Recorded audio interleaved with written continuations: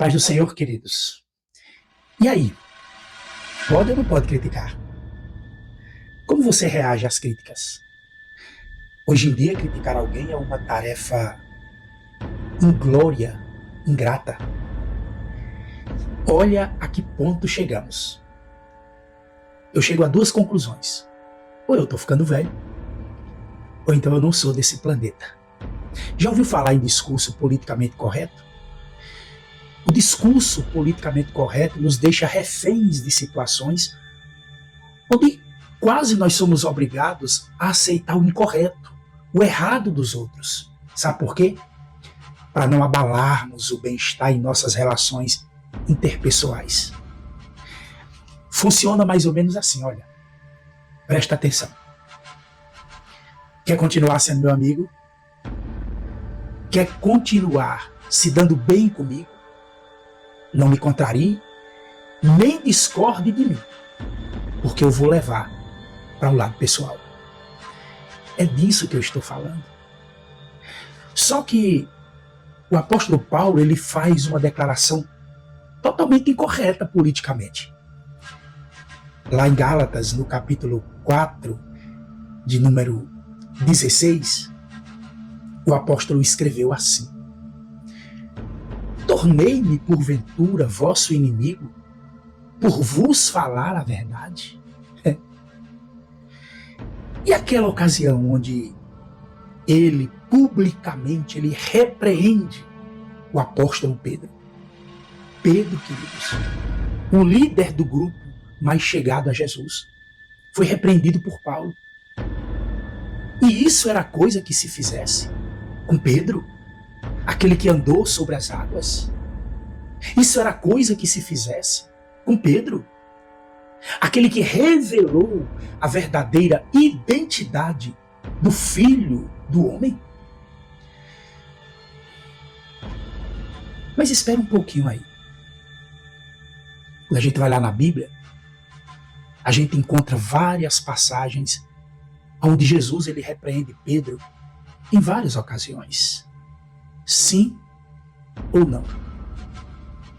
Isso está registrado na Bíblia? Está ou não? Então a pergunta que não quer calar é: por que nós sentimos tantas dificuldades em sermos tão claros e transparentes em nossas conversas? Por que nós temos tantas dificuldades em nomear os pecados e apontar os pecadores de forma amorosa e piedosa? Eu fico pensando, será que se o profeta Natan vivesse em nossos dias, ele teria a mesma coragem de confrontar Davi, apontar-lhe o dedo riste e declarar assim: tu és o homem, Davi. Tu és o homem que matou Urias e adulterou com a mulher dele. E se Deus fosse chamar alguém para ser um profeta nesse naipe, nos dias de hoje, será que Deus poderia contar com você para ser esse profeta? Ah, queridos, é muito comum hoje as pessoas não gostarem de ser criticadas, muito menos aceitarem as críticas, como se a crítica fosse minar a sua credibilidade. Meu irmão, minha irmã, vamos aprender uma coisa. O que mina a sua credibilidade mesmo não é a crítica em si, mas o que mina a sua credibilidade é a maneira como você responde às críticas, seja a resposta a uma veemente refutação ou então um profundo silêncio. Porém, amados, diferentemente do que se possa parecer, eu vou te dizer uma coisa: não aceitar críticas não é sinônimo de infalibilidade, mas é sinônimo de imaturidade e uma grande evidência de insegurança. Eu vou te ensinar uma outra coisa. Abra bem os seus ouvidos e preste atenção. Um dos grandes contribuintes da aversão às críticas é uma tal chamada de teologia da prosperidade. Teologia da prosperidade, pastor? Sim. A teologia da prosperidade. Você já ouviu falar que, aliás, eu acho até um pecado, um absurdo chamar essa teoria de teologia. Mas vamos considerar assim. Essa pseudo-teologia da prosperidade, queridos, eu digo sem medo de errar, ela é um verdadeiro naufrágio da espiritualidade. E você sabe qual é a maior ironia? É que ela é rasa em profundidade bíblica. Eu vou te dar um exemplo. Sabe aquela pessoa que, quando ela ora, ela pede, ela só vive pedindo. Aí depois que ela recebe, depois que ela conseguiu tudo aquilo que ela queria, agora ela não sabe mais orar. Porque a única oração que ela sabia fazer era pedir. Eu não havia pensado nesse aspecto perverso da teologia da prosperidade, que é roubar do homem o seu maior tesouro, que é o seu relacionamento com Deus, trocando ele por migalhas. Lembra de Esaú? Esaú, ele trocou a sua primogenitura por uma sopa de lentilhas.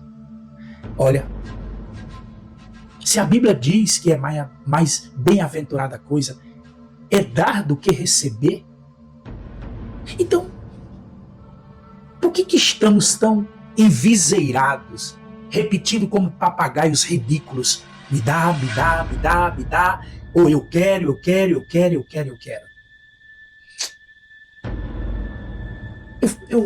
Eu pergunto, onde deixamos a nossa Bíblia? Onde deixamos de ler o Evangelho? Parece, queridos, que estamos lendo o Evangelho em grego ou em braille sem entender absolutamente nada. Como se estivéssemos repetindo mantras de quem advoga ser o portador da revelação mais recente. Essa é a realidade. Precisamos admirar, não só admirar, mas seguir o exemplo dos crentes bereanos. Sabe o que eu estou querendo dizer com isso? Eu falo de ver se as coisas são mesmo assim. E sermos mais nobres do que aqueles que apenas seguem a manada. Isso mesmo. Somos rebanho, sim. Mas nós temos um pastor, não chefe de manada, para seguir seus rompantes histéricos e sair em desabalada correria atrás dele. Não, não é assim que a coisa funciona. Até porque, eu vou te dizer uma coisa. Ovelha não estará sujeita ao efeito estouro de manada se ela realmente estiver seguindo o seu pastor. Vamos lá então. Vou voltar para o começo. Criticar pode? Pode ou não pode? Pode. Mas será que eu sou a fonte dessa resposta? Será que eu sou uma fonte fidedigna para te dizer isso? Que pode ou não pode?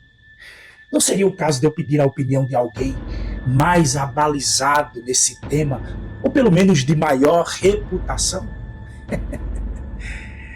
Então, queridos, eu tenho que concordar que eu careço de peso e reputação para opinar de uma forma definitiva sobre esse assunto.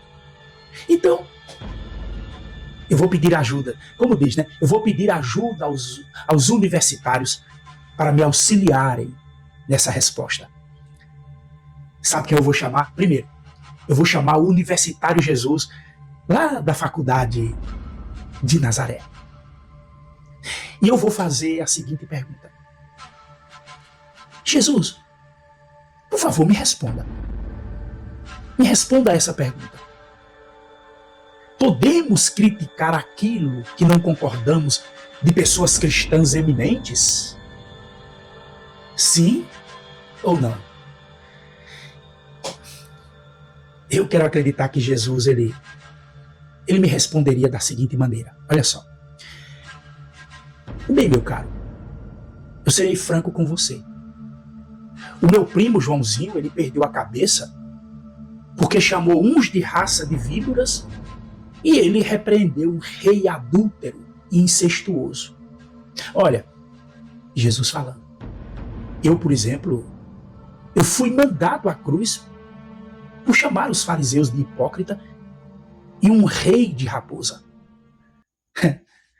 Muito embora ter ido para a cruz tenha sido por outros motivos, mais importantes também.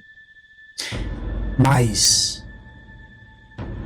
você tem certeza mesmo que quer criticar essas pessoas que insistem em cometer os mesmos erros de mais de 2000 anos atrás?